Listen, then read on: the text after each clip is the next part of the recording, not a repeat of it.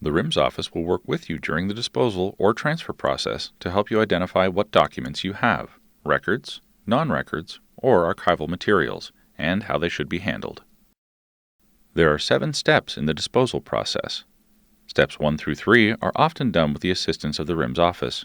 We can help you select the appropriate records categories in Step 1, assist with identifying duplicate and non-record materials in Step 2, and we will determine the correct retention period for your records in Step 3.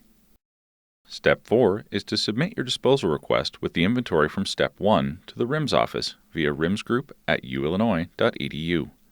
The RIMS team relays all disposal requests to the state at the end of the month, and your request will be included in the monthly submittal.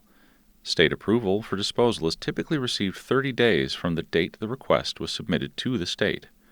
Once approval is received, your records may be disposed of. Disposal of the files can vary depending on format. Electronic files can simply be deleted, whereas hard copies may need to be securely destroyed depending on their content. If in doubt how to proceed, it is best to contact the RIMS office for guidance. The last step of the disposal process requires that the date the records were destroyed be logged. This can be accomplished by sending RIMS a short email or forwarding the RIMS office an invoice for shredding services if any were used. When arranging a transfer of records to the university archives, steps 1 through 3 of the process remain the same as the disposal process. Inventory the files, identify duplicates and non-records, determine the retention period. When Step 3 is completed and you know the retention periods for your materials, there are 3 options. They may be eligible for disposal, they may not yet be eligible for disposal, or they may be eligible for transfer to the university archives.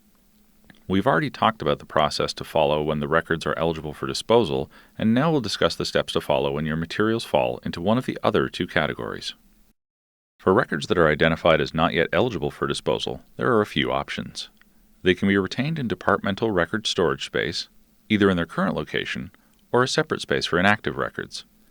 Another storage option is the RIMS record storage facilities.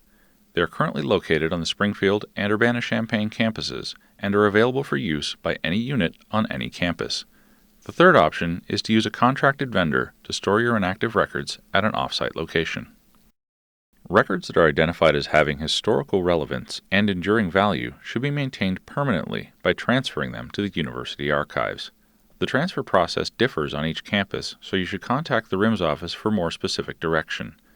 Despite the different processes on each campus, all of the university archives require a folder-level inventory to be created and submitted along with the materials in order to expedite the transfer.